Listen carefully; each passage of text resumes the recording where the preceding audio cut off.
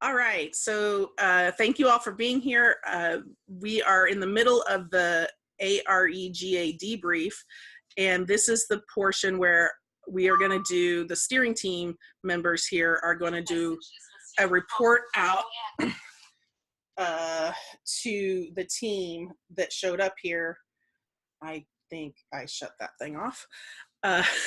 And about how ARE showed up and what we were involved with and what we are going to be taking from what we learned at GA and incorporating it into our future plans for ARE.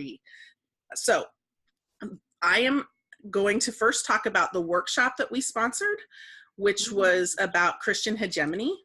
And we had asked Paul Cavell to show up for us and run the workshop. So Paul Cavell is a writer and I think founder of Surge, Showing Up for Racial Justice, the national kind of networking organization for organizing white people to show up for racial justice in the broader movement. And so he's written a few books, and this latest book that he's written is on this, I think it's called Standing in the Shadow of the Cross, and it's about how Christian hegemony plays a role in white supremacy culture and in our colonialism and imperialism and all the stuff that makes the United States, what it is. So his workshop, which was ARE's workshop, was not without controversy before GA even began. And we had some of the UU Christians were actually pretty upset that ARE was sponsoring a workshop on Christian hegemony. And the controversy, if you aren't familiar with that, surrounded the title of the workshop, which is actually the title of his book, and the description of the workshop that came out in a preliminary program that was posted up on the GA website. And it was seen as Christian bashing, and also as the criticism we received directly and indirectly through Facebook conversations. Eventually we got to have it be direct, was that we were not the appropriate people to host the conversation, and that Christians weren't consulted, which is the UUCF certainly was not consulted.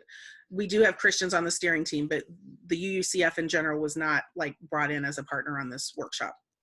And then that the other criticism was that it's an internal discussion for Christians, UU Christians, and it shouldn't happen at GA, because it would provide a platform for UUs who all want to distance themselves from Christianity in general, or have just would be a platform for them to further thrash around in their woundedness around Christianity, like UUs who have separated from Christianity and have an already kind of negative knee-jerk reaction to Christianity. So ultimately, I'm just, by show of hands, how many of you were able to attend that workshop, or did you attend that workshop?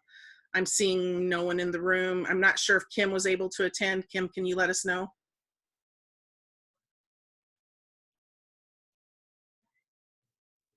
We're not hearing you if you're talking, Kim. Sorry, it wasn't unmuting. No, I did not. Okay, all right. All right, so I was there, at least for about 2/3 of it. And it turns out, we had even heard things from the UU Christian Fellowship folks that they may even protest the workshop, which we were a little bit okay, how are we going to handle that? So that didn't happen. That did not come to fruition. I don't recall in the room there being any contentious kind of controversy in the room itself. I'm not sure why, if they just decided, to let us do the thing without having any input from them in the room. If it was a boycott situation, or just GA, we're all so busy and we had to go do other things at that time, which could very well have happened. But the general feedback, and in the first debrief session that we had Thursday, the person who went said that it really was a strong workshop for them, that it was a very academic workshop, which, you know, for them was great, but they could see how that would be inaccessible to other people. And then there was actual physical inaccessibility in at least one of the exercises, where Paul Cavell asked people to stand up if like a statement resonated with them. And that, I was actually there for that part of it, and it went on a long time, and my knees were hurting, and other people I could see were having a real trouble. And so that was just a situation where if we had worked with him a little more closely, we could have headed that off at the pass and given him like alternative language and maybe an alternative way to participate other than standing, to invite people in a more accessible way to participate in that part of the workshop. So like, as an example, it'd be like, stand if you have ever heard the message that, you know, Christianity doesn't like gay people, you know, like that kind of stuff, like over and over and over again. It was a bunch of those kinds of statements. So, anywho, that's the first part. I'd say, generally speaking, from my perspective, we paid him to do this workshop for us. And I'm just kind of like, I'd like to call a moratorium on paying white men to do anti-racist work for a while. So like, that's my recommendation to the ARE steering team, is like, let's find other ways to do workshops in the future. At least for now, that it's just we're spending a lot of money on in some regards for work that we could do ourselves. And anyway, that's it. And the other lesson learned for us as a organizing group is that our fall conference, our fall convening happens right around the same time as the GA workshop proposals are due. So we have to get an early jump on the workshop proposal if we want to be able to do it in a way that's not crazy making for us when we're in the throes of the conference work. So, and that's part of what happened to us this year, is we didn't get a lot of good review in on the description of the proposal to catch some of this stuff that ended up causing controversy down the road. All right, with that, I'm going to pass it off to Carolina for the booth and ribbons debrief piece. So I'm what my main responsibility is at General Assembly is staffing, is making sure the booth gets staffed and that we have appropriate resources and et cetera, et cetera, et cetera. This was the first year. I have been staffing the booth for, I think this was my 5th year.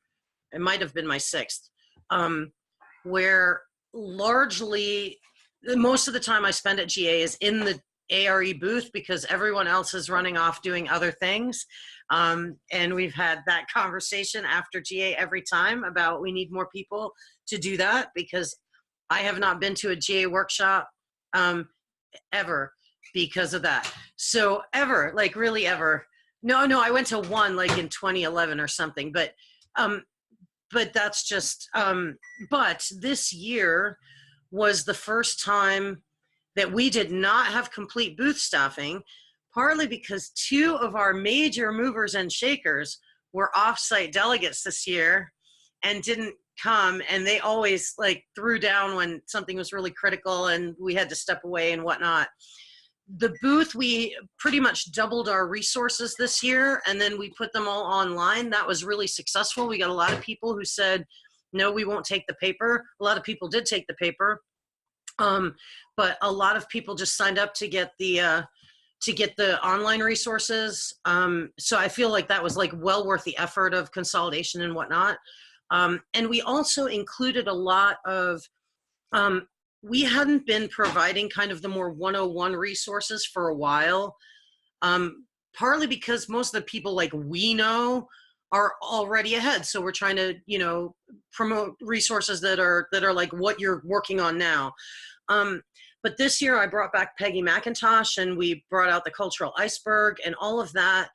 And there were a lot of people who actually came up to the booth and it was like, well, I'm just getting into this. And we're like, okay, start here. This is a good place to start.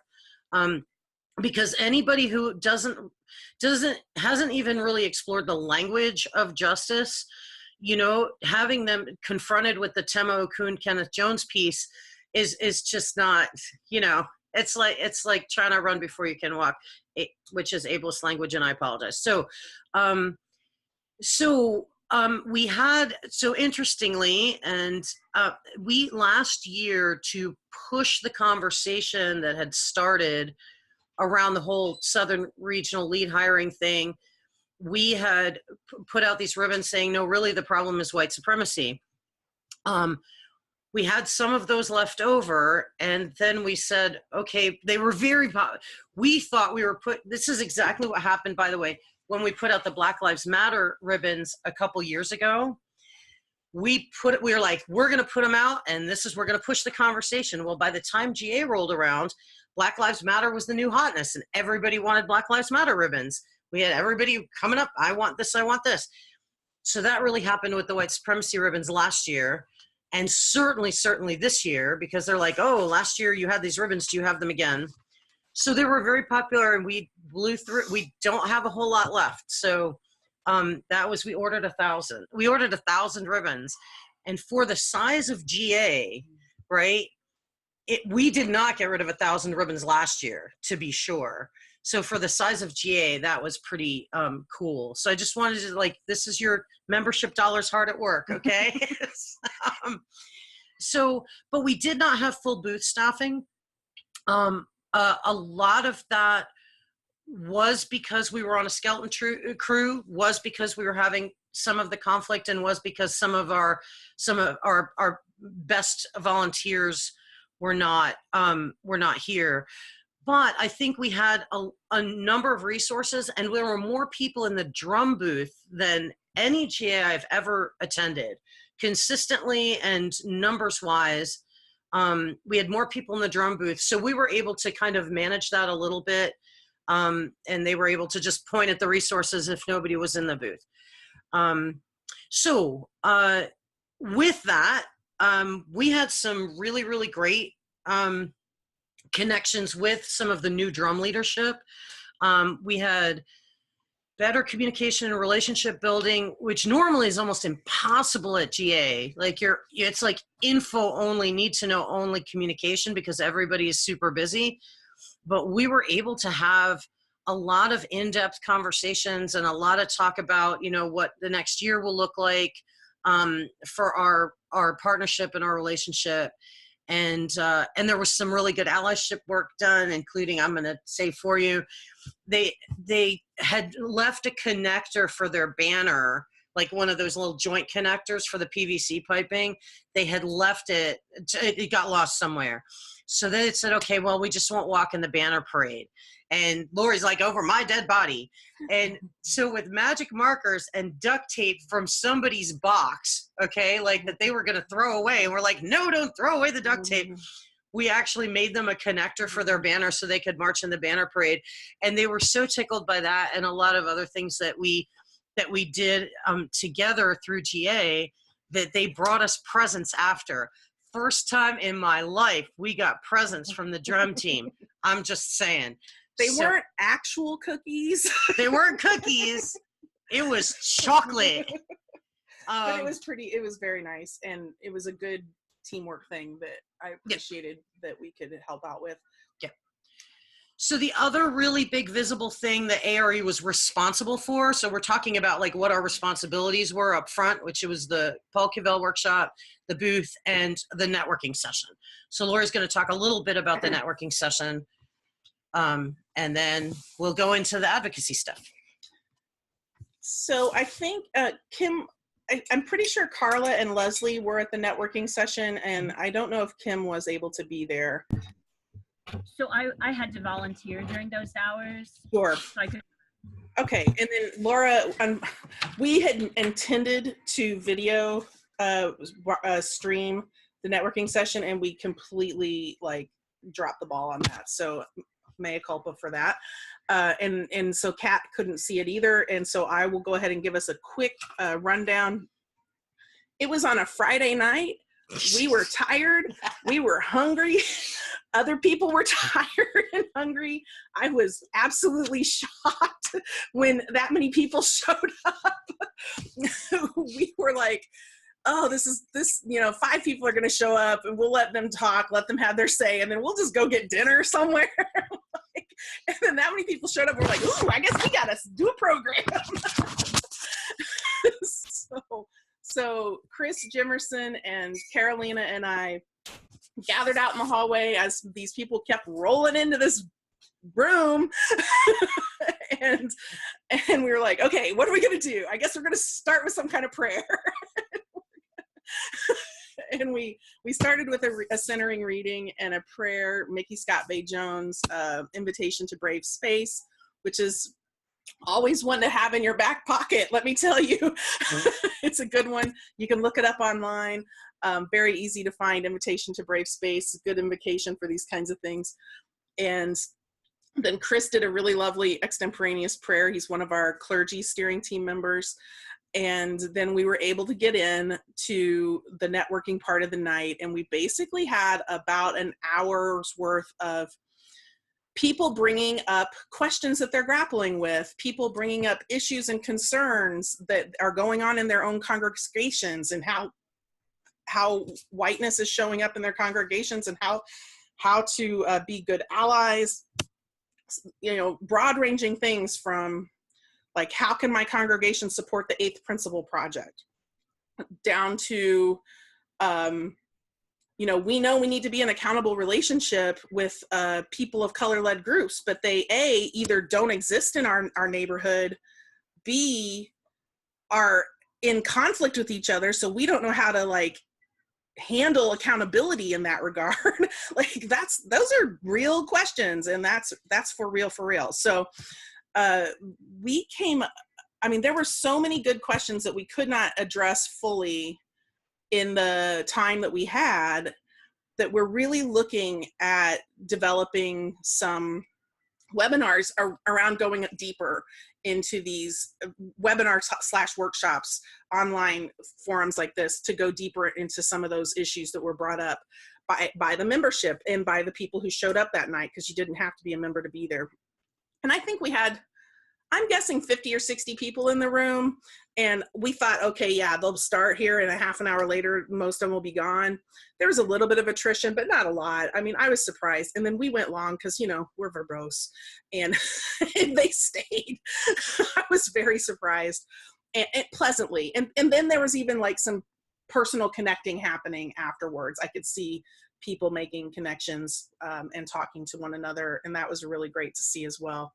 So some of the stuff we brought out of that as a going forward is providing more and more opportunities for local connections, regional cluster level connections, and then more educational opportunities around some of those issues that people brought up, which we documented, and that will be in our final report that goes out to the membership from GA, which is so this is the last meeting we're having before we compile our final report, based on input from steering team members, the GA planning committee liaison, and on all of you who keep showing up for our debriefs. Thank you so much.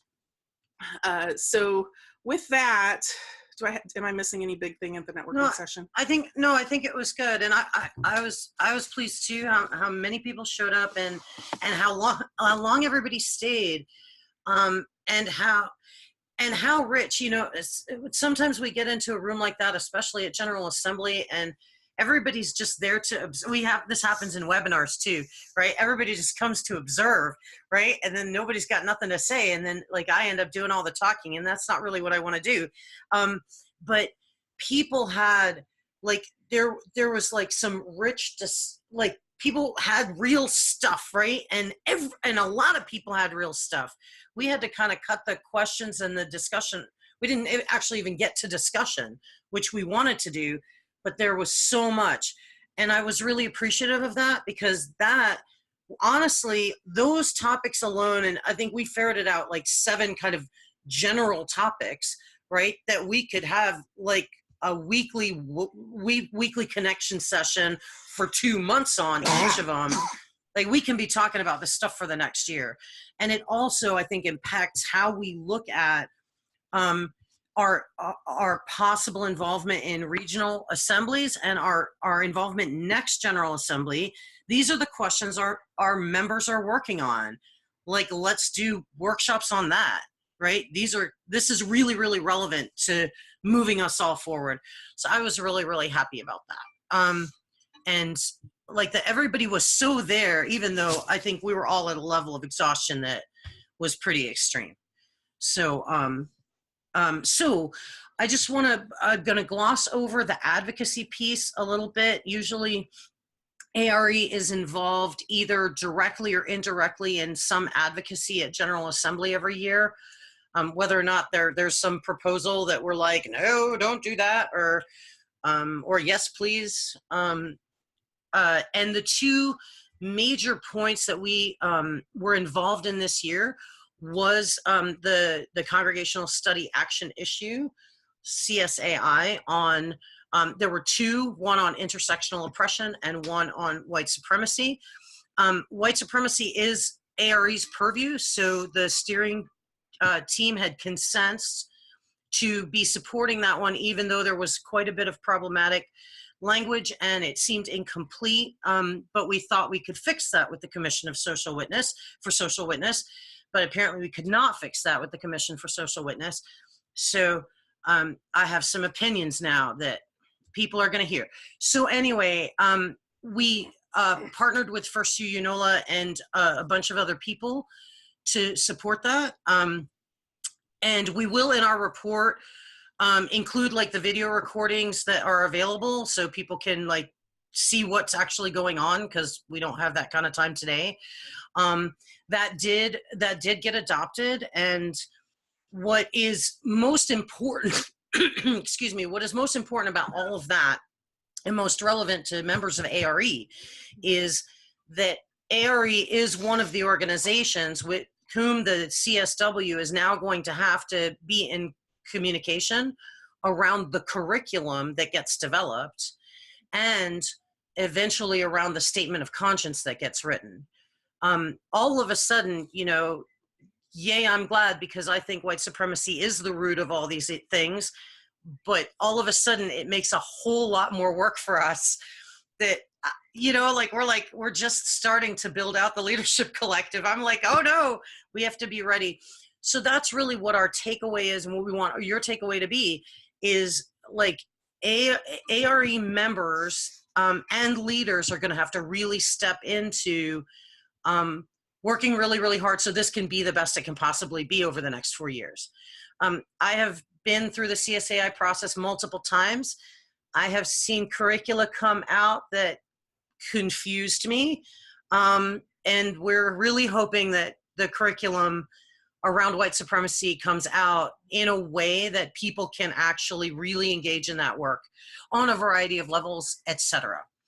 The other piece we did was we partnered with the Church of the Larger Fellowship, CLF, around their Action of Immediate Witness, AIW, which initially started around prison privatization, but then became a little bit more of a specific issue because you can't just like do an AIW on prison privatization.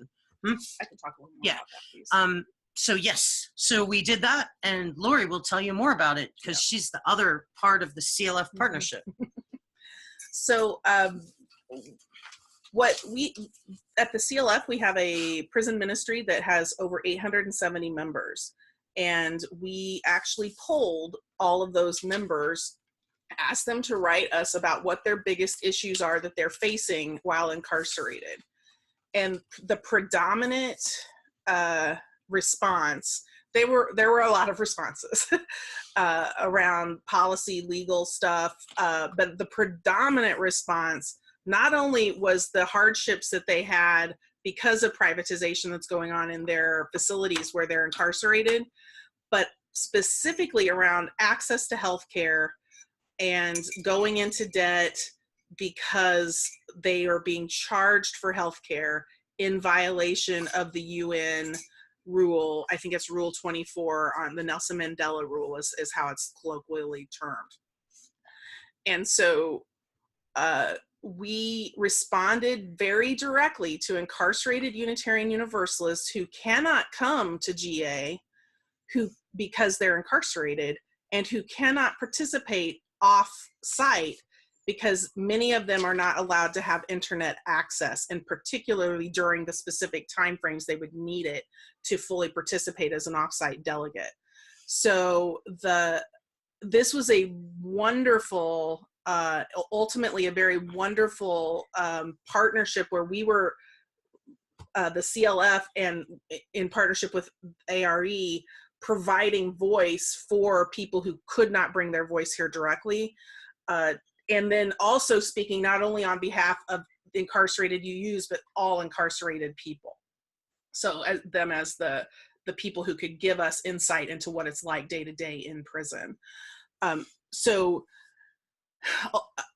Very specifically, one of the letters that we received said, this, you know, you guys are great, you send me reading material, but what are you going to do about this?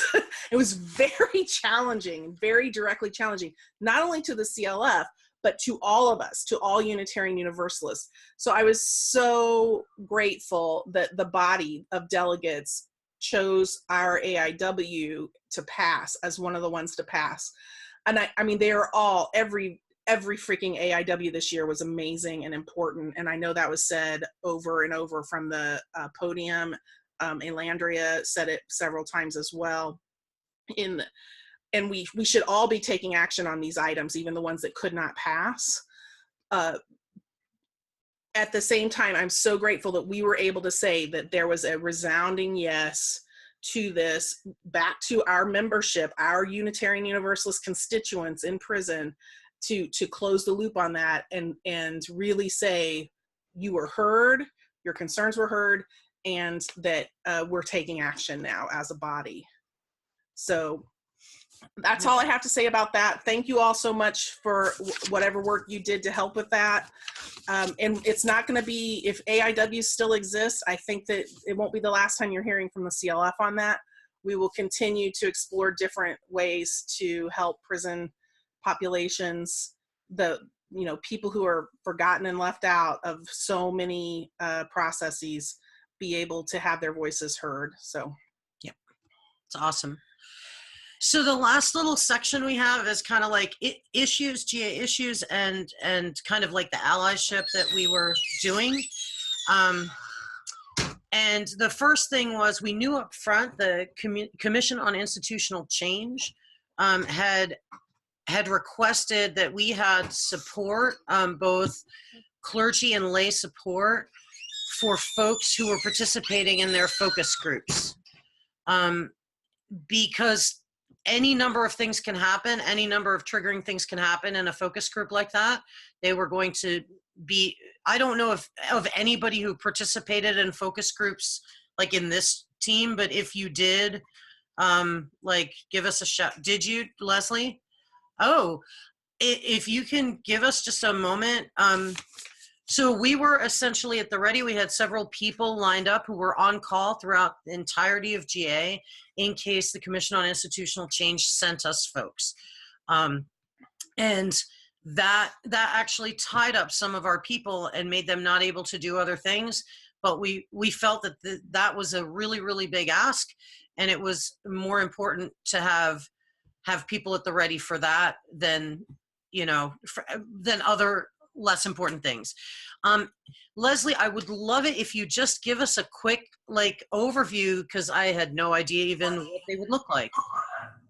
So I want to make sure we're talking about the same thing. This is where they sent everybody whose name was your last name between L and R to go to here and there, right? And they asked us some questions about our principles, our mission, bylaws, things like that. We started out as one big group, and then we broke into maybe 4 or 5 groups within our group, and answered those questions together. And it was pretty challenging. We're still in this mindset, instead of trying to think about how things need to, what's wrong and what needs to change for our faith to grow into what we're calling it to grow into. For example, at one point, something about the principles was asked, and people all said, yeah, I think, the principles are good, they're good. And I said something about because I've been hearing abolish the principals as kind of a funny thing. And I said that, and I was like, well, we know that they're problematic, but once we understand what's wrong with them, they'll be okay. And I said, I said, what if the principles actually uphold white supremacy? Would you then be okay with letting go of them? And it was still like, it was like people aren't ready to do the work. So it was pretty frustrating, I found, and that's Unitarian Universalism. Is that helpful? Thank you so much, Leslie. That is actually very helpful. And talk about not being a killer, right? If you start swinging at the windmill that is our principles, I mean, that's a right. Yeah. So awesome. So we had people at the ready to do that. And thanks for filling us in, because I had asked them initially for a schedule. I said, can you give us a schedule so we at least kind of know when, right? But it's GA, and everybody's running around with their hair on fire, including me. And if they had given me a schedule, I probably would have known it for 3 days. So I would, the next thing, I want to cover, I think we're going to do this first and then that. Okay. So there was an issue, and we had talked about this in our GA, like kind of a prep meeting. We noticed kind of on accident that the workshops that Drum was doing for their track and the Blue Drum Worship were not labeled in their workshop descriptions or in the topical guide or in the daily listings as POC exclusive, although they were supposed to be POC exclusive. And it was listed on the Drum track page that they were POC exclusive, but nowhere else. I didn't notice that until I happened to see a post from a friend of mine on Drum with a nice little flyer about the Drum track, and it said POC exclusive, and there's listed one of the workshops I was about to recommend for ARE members. And I was like, oh, yeah. So I thought, am I not paying attention? Was I bleary-eyed when I looked at this? No, it wasn't listed anywhere except the Drum track page. We put that information out ahead of time. I think the one thing we could have done is try to get that like mentioned from the podium earlier, because it was not until the Council for Cross-Cultural Engagement meeting on Monday after GA that I mentioned that issue, and a whole bunch of people who are involved with Drum said, oh, well, that explains a whole lot, because white people kept on trying to get into the Drum space, most likely because they saw the workshop and said, oh, that must be very interesting, and I shall go there. And then, of course, you ignore the signs, the very big signs that say POC only, right? Because it doesn't say it on the workshop description, right? So what that led to then was white folk trying to get into the Drum space. Mostly they managed that themselves. We had last year, we had been outside the door of the worship space and a POC only space at their request. That can be really, really complicated work. But they decided they didn't want that this year. They said, no, we're gonna manage our own space, and we're gonna let that fall how it does. However, because the Drum and the Blue space were in the same space, and now you had white folks coming, milling around, there were several attempts on the part of white folks also to enter the Black Lives of UU space. And that leads us to the call. Do you want me to talk about yes, this? I do. Okay, so Blue has been forming for the last 3+ years, kind of sometimes behind the scenes and sometimes more publicly. They announced their principles online, the 7 principles of Black Lives of Unitarian Universalism, and that really kicked off this whole process of Black UUs doing it for themselves, folks. And they've just been growing by leaps and bounds, and in the last couple of GAs they've held tracks for sometimes that were multiracial tracks of programming, but for the last couple of years almost exclusively Black space, Black identified folks space. So this year, as Carolina mentioned, they also had a joint worship service with the drum folks. But they've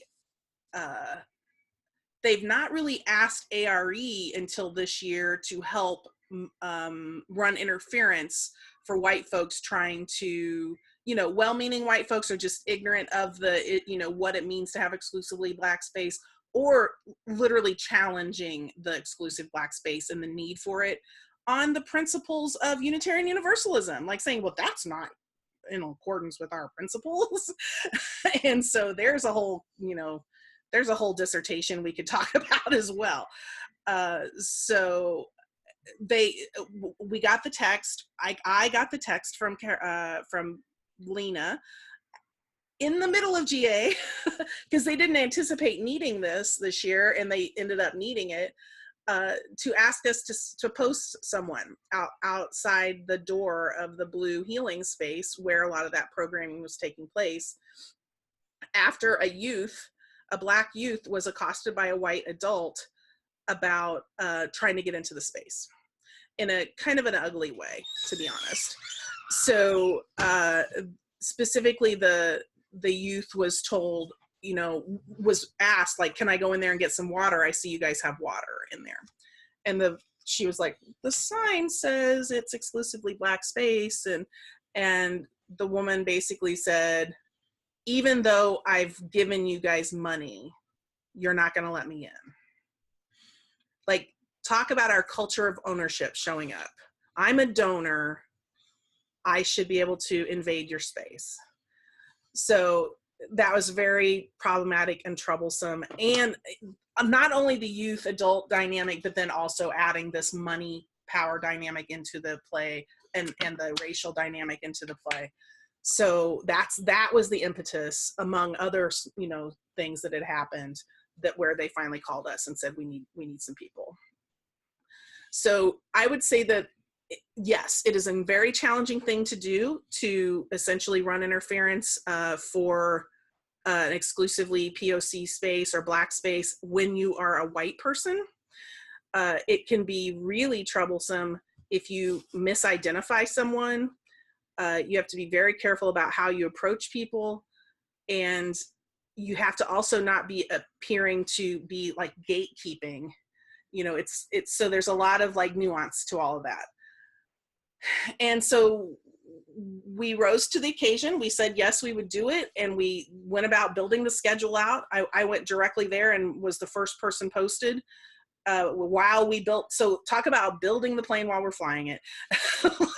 And we just, kept trying to get people, to fill the next slot and then debrief them on how to do it. There were hiccups with it. But we handled those pretty well, and thankfully, based on our prior relationship building across many teams, including the safety team and the right relations team, and people within Blue and Drum, it all's well that ended well. Yes, there were hiccups, but we were able to, in the end, really say that it was a successful endeavor. We rose to the call and the challenge, and we did it well. I will say that one of the little anecdotes that I would like to share about it is that at one point the Blue group was going to be having some food in the space, and the green team wanted to be sure to serve them well, and they wanted to know how to get the recycling station, the compost recycling station, into the space. So they asked us, those of us who were posted out in front, and we were like, do you have any people of color on the green team? Do you have any Black people on the green team? And it's an odd thing to be like, okay, only Black people can move these trash cans. But what do you do? So we ended up channeling through Lena, because she was my only contact. And then she eventually connected me to the person who was the space coordinator for Blue. And then I was able to directly connect them to the green team. And it was like a 30-minute process of getting all that worked out. I was like, okay, so sometimes racial justice looks like figuring out how the trash cans are going to get moved. So that's my story of how racial justice looks sometimes. It's not always like what you think it's going to be. So with that, I'm going to just pass it back. Yeah. And I have an other anecdote just to kind of add to complexity, right? There were other people who were in custodial positions there too, who were Black people and approached us from Kansas City and approached us and asked, oh, are you with this group? And it was me and Donna at the time. And we're like, no, we're not with this group. We've been asked to ensure that this stays a Black only space, right? And it's a Black woman, and she was quite offended, and thought like that. She said to me, I don't see no color. What is this all about? And became kind of agitated. And then I don't want to white-splain to this Black woman why it's important to ensure that Black space that has been requested and promised remains that way. And clearly she was not a Unitarian Universalist, right? And but those are those awkward moments where you're like, well, okay, how do I do this well with someone who is not in our in-group, right? Not in a UU in-group, not in a racial justice work in-group like I am, and not and disrupt white supremacy as I'm doing it. So it can be a really, really crazy space. It was very, I think we all learned a whole lot, even if we've done this before, right? Yes. So the last thing I want to report out, I think we'll do this first, because this was our big issue, which became a bigger issue. And I'm going to try and be very, very succinct and linear with it. I believe it was on Thursday. A person of color was having a conversation with a friend of theirs on the GA planning committee about having been interrupted by a white person who they initially thought had identified as on the ARE steering committee. And that white person said to them that that person of color was too white to go to the POC witness event. The person on the GA planning committee then came to ARE, because I can only imagine they're thinking, right? And they had talked to that person of color and said, well, who was it? And tried to identify the person, and we thought the person had been identified via a photo. And so that person, the GAPC person, came to me and as ARE coordinator and said, this thing has happened, and what y'all gonna do about it? So we had a conversation. We said, we will do an internal, we'll do an internal accountability report. And if you need us to do anything else, like make an apology or whatever, we're ready to do that. We immediately reported the issue to Drum with the GAPC person present to let them know. Drum said, is the person okay? And please tell them they can come to us, etc. The report did not include any names. It just was roles. Yeah. Report was not include any names, but it was, at the time, it was our understanding it was a steering committee member, which I want to be clear, and we are recording this. This can happen. It can happen no matter how awesome you are. It has happened to me. I often misunderstand my level of intimacy with a person of color. I sometimes forget we are in political space, right? And that there are things you do not do in the big room that you might do in a small room. So I didn't, it wasn't a surprise to me. Maybe that person was trying to essentially protect that person of color and say, oh, you're awfully white. And then people who are darker might be like, oh, you're awfully white to be here. We don't know. We still don't know is the point. We found out after I had done the accountability report, which was internal to the ARE steering committee, we found out relatively quickly that no one on the steering committee claimed to have had that conversation, and everybody denied having that conversation. And then found out that while that person of color was talking about this specific incident, yet another white person approached them and said, well, you really are very white. So it was like, it was as train wrecky as GA gets, right? So at that point in time, we recognized now, number one, I actually have a personal relationship with that person. I approached them and I said, person of color. Person of color. I said, are you sure it was so-and-so? Well, I'm not sure. You know, they showed me a picture and that was like the person who looked most like the person who approached me, but I don't know. So we're like, okay, it wasn't them. And they had this other incident again. So we took that to Right Relations. And Right Relations included that in their report. I was not in the room for that report, but I'm going to ferret it out. And in our GA report to you, we'll include the video link to that. And we'll be doing our own reflection on that, because I think the biggest issue here is one of the things that upholds white supremacy so very effectively is whiteness determining whiteness, right? Like white people getting to say what is white and what is not, and what is too white and what is not white enough. And the other piece of it was, I know, because I often identify with the steering committee, because that's kind of like the hat I'm wearing, and I want to be transparent about that. I think we are quick to jump to having organizations or other people or whatever grant us authority to speak. When we talked to the person of color, it wasn't that the person said, I said, did they say I am on the ARE steering committee? Right? They said, no. I believe the person said, I'm with ARE. Well, if you say I'm with ARE, that can easily, I would read that as, you know, that organization has given you some authority or whatever, or you're representing it or whatever.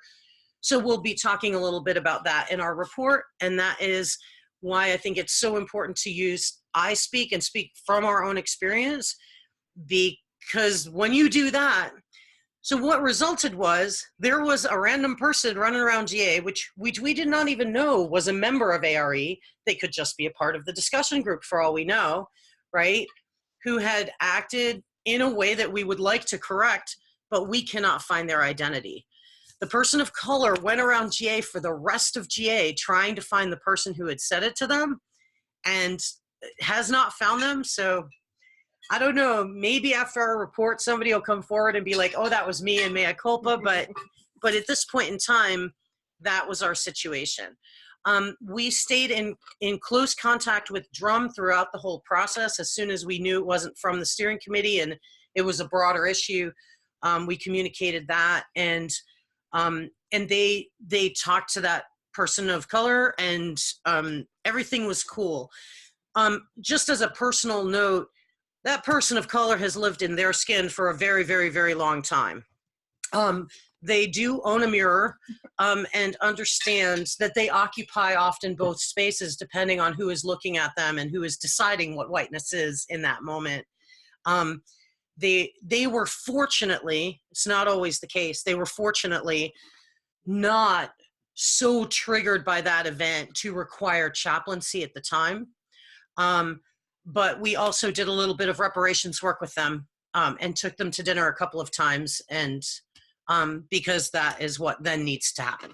And that is also your membership dollars hard at work. ARE paid for their dinner twice. So that, the last thing I just want to cover, which should have been up above, but I'm glad it's down below, because I would actually like Laura Ballatino to talk a little bit more about this. We last year, because last year in New Orleans was a crazy GA where a lot of doo-doo was going to hit a lot of fans and whatnot. So we had, in order to better connect the off-site and on-site participants, set up a nightly debrief for a couple of nights. This year, we decided that was important to do last year, so we did it every night. And Laura Ballatino was the one person who showed up every single night, and also showed up last year every single night in those nightly debriefs, which we said would be at 9, but usually didn't start till at least 9:30. But she hung in there like a trooper. This, I think, is really important work. We're going to be doing that moving forward to better, like if you're off site, you have no idea that these things all happen. If it doesn't happen from a microphone or on a floor or in a chat room, you don't know all of these things. And these things set a larger context for General Assembly. So I would love it, Laura, if you talked a little bit about that, and what it was like, and if it's important or not. And yeah, and just so you all know, yes, it's primarily to connect on and off-site folks, but it's also, if you're heavily involved in one thing and don't absolutely know what, I didn't know was going on most of GA, even in the big hall, because I wasn't there most of the time, right? It's a good way to catch up for anybody, so anybody is invited to it. So Laura, if you could talk a little bit about that. That's one of the ways that ARE is kind of intentionally engaging. Sure. So actually, I think, Carolina, you've already said most of what I would have said, but I found it very interesting and useful to get that nightly debrief on what was going on, you know, in the room. Because as you say, I was only seeing the microphone and the chat stream and the podium and the mini assemblies. So that was my way of keeping in touch with ARE during all of GA, and I really appreciated it. And as you say, sometimes the 9 o'clock debrief started at 10, but we all worked it out somehow. So for next year, it's going to be even harder because I think we'll be in Pacific time next year. So it'll be harder for folks on the East to stay up that late. Yeah. I think if we build up some capacity, and it isn't just like, again, I was the hub of 3 wheels, and that was 2.5 wheels too many. Yeah. So and maybe we can consider doing a morning debrief when we're over on the West Coast or in the Western time zone. See, this is what comes out of debrief. Yes. Morning debrief.